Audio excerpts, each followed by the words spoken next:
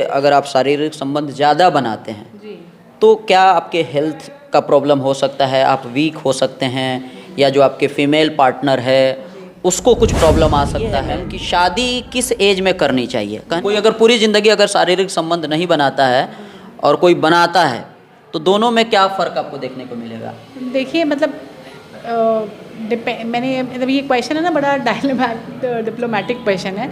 नहीं बनाना। बहुत सारे लोगों को एक बच्चा हो गया, उसके बाद लोग सोचता है कि थोड़ा गैप दे दे, 2-3 साल तक हम गैप दे दें, और 2-3 साल तक गैप देने के बाद फिर जब वो लोग चाहता है कि फिर से हमारा दूसरा बच्चा हो जाए तो उनकी जो पार्टनर है वो प्रेग्नेंट हो ही नहीं पाती हैं। तो ये क्या है?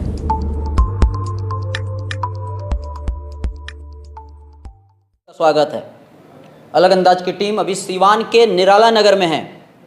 डॉक्टर खुशबू मैडम के बारे में आप सब लोगों को पता है।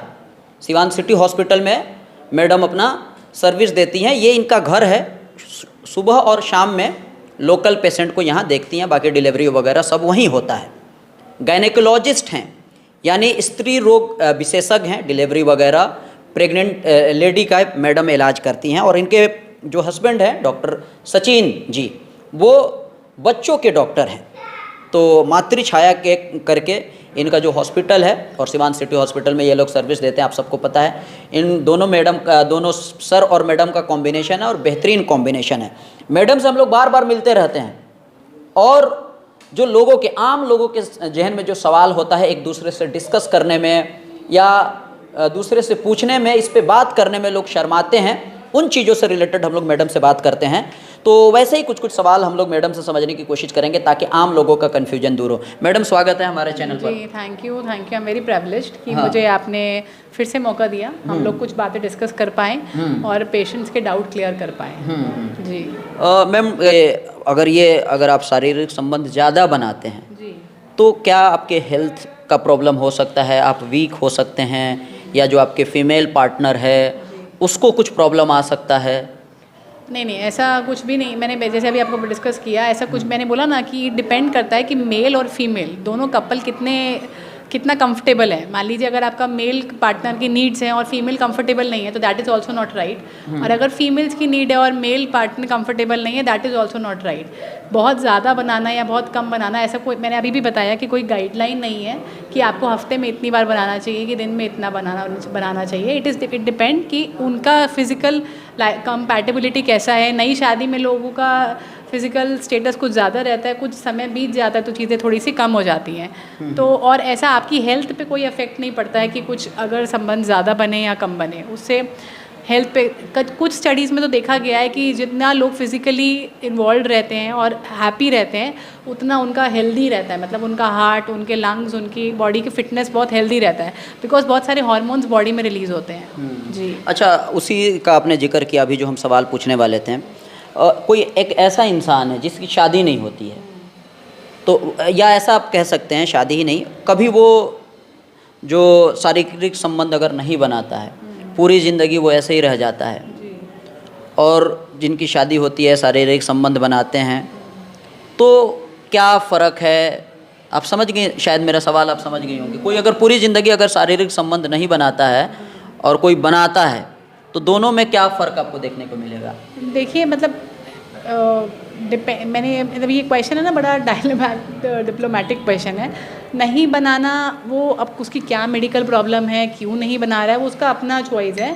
बट बनाना, मैंने आपको अभी जैसे बोला, कुछ स्टडीज़ बताती हैं कि फ़िज़िकल रिलेशनशिप में अगर कोई कपल हेल्दी और हैप्पी है तो उसके हार्मोन्स लेवल बहुत अच्छे रहते हैं और वो उसकी लाइफस्टाइल के लिए और उसके लिए बहुत अच्छा है। बट नहीं बनाना भी उसकी पर्सनल चॉइस है। कोई मेडिकल प्रॉब्लम है या क्या प्रॉब्लम है जिस वजह से वो इशू हो रहा है, तो उस पर हम इस तरीके से कमेंट करना, इट इज़ नॉट राइट। ऐसा कोई रिकमेंडेशन नहीं है, मैंने आपको जैसे ही बताया कि कोई गाइडलाइन नहीं है, कोई रिकमेंडेशन नहीं है कि आपको ये करना ज़रूरी है, ये करना नहीं ज़रूरी है। अगर कोई नहीं बनाता है तो क्या उसके बॉडी में कुछ दिक्कत हो सकती है? बिल्कुल कोई दिक्कत नहीं है, ऐसा कोई उसके बॉडी के फंक्शन में नहीं, प्रॉपर कोई ऐसा कोई वो नहीं है कि ऐसा कोई दिक्कत हो सकती है। इट डिपेंड करता है कि वो क्यों, आपको पहले ये सोचना ज़रूरी है कि ऐसा क्यों हो रहा है, कि वो ऐसा क्यों नहीं कर रहा है। कोई उसको मेंटल प्रॉब्लम तो नहीं है, कोई डिप्रेशन में तो नहीं है वो पेशेंट, उसको कोई फिजिकल प्रॉब्लम तो नहीं है जिसकी वजह से वो नहीं बना पा रहा है। तो ये एक फिजियोलॉजिकल नीड है। अगर ऐसा कुछ हो रहा है तो पहले हमें कोर प्रॉब्लम पे जाना है कि क्यों ऐसा हो रहा है, तो ना हम आगे हम बढ़ पाएंगे। ठीक है, ये हम समझने की कोशिश करेंगे।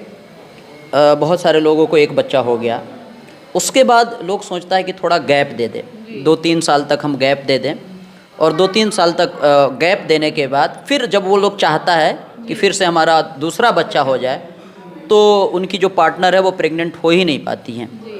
तो ये क्या है?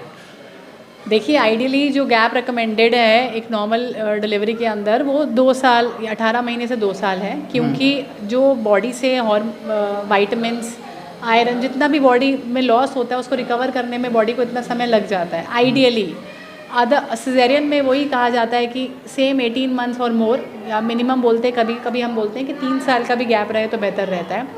पर आपने जो बोला कि बाद में पेशेंट को प्रेग्नेंट होने में दिक्कत होती है, तो हमें देखना पड़ेगा ऐसा क्यों हो रहा है। कहीं वो अपनी एज, मान लीजिए उसने कंसीव ही बहुत लेट किया था, फर्स्ट प्रेगनेंसी 30-31 में कंसीव किया था, और फिर 3 साल और बीत गए, तो पेशेंट का एज बहुत बियॉन्ड हो गया है, तो वो तो हमें इवैल्यूएट करना पड़ेगा। गायनोकोलॉजिस्ट इसीलिए तो हैं कि हम देख पाएँ कि कहाँ दिक्कत आ रही है, मेल में दिक्कत है कि फीमेल में दिक्कत है, किस लेवल पे दिक्कत है, और उसको करेक्ट कर पाएँ। ऐसा ज़रूरी नहीं है कि एक बच्चा हुआ, आपने गैप दिया तो फिर बच्चा नहीं होता है, बिल्कुल ऐसा नहीं है। पर हाँ, आपको अपने टेस्ट कराना या फिर डॉक्टर से मिलना बहुत ज़रूरी है कि क्यों ऐसा हो रहा है कि अब आप कंसीव नहीं कर पा रहे हैं। एक और सवाल मैम, हालांकि थोड़ा सा लोग इस पे हंसेंगे भी, ये कैसा सवाल है। सवाल ये है मैम कि शादी किस एज में करनी चाहिए? कहने का मतलब ये है कि जैसे कोई लोग शादी किया 35 साल में शादी किया, और किसी लड़की का भी शादी होता है 35 साल में, तो क्या एज अगर ज़्यादा हो जाता है तो जो प्रेगनेंसी होता है, बच्चे होने में क्या प्रॉब्लम होती है? मतलब ओवरऑल सवाल ये है कि किस एज में शादी कर लेनी चाहिए? देखिए, आइडियल एज जो पहले होती थी वो तो 25-26 होती थी कि 25 से 26 साल में चाहे लड़का हो चाहे लड़की, उसकी शादी हो जानी चाहिए। पर आजकल का जो माहौल है, आजकल जो हायर स्टडीज़ के लिए लोग जाते हैं, अपने काम में व्यस्त रह जाते हैं, तो कई बार शादी की एज 30, कई बार 35 भी ऐसा होता है, और बिल्कुल इससे आपकी फर्टिलिटी पे प्रभाव पड़ता है। अगर कोई कपल 30 में ट्राई करे या 35 में ट्राई करे, उसमें बहुत फ़र्क होता है। आपकी फर्टिलिटी काफ़ी कम हो चुकी होती है 35 तक, और उसके अलावा आपका नेचुरल ट्राई करने के चांसेस कम हो चुके होते हैं।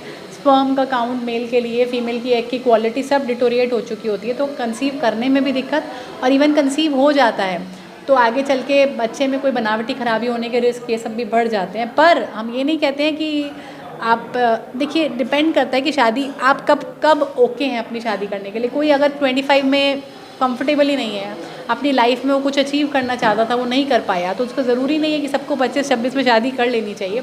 आजकल इतनी एडवांसमेंट्स हो चुकी है ट्रीटमेंट में कि हमने 46-47 में भी आजकल कपल कंसीव करता है। इतनी सारी ट्रीटमेंट में एडवांसमेंट हो चुकी हैं, तो वो करने में दिक्कत नहीं आएगी। हाँ, थोड़े रिस्क रहेंगे इन सब चीज़ों में।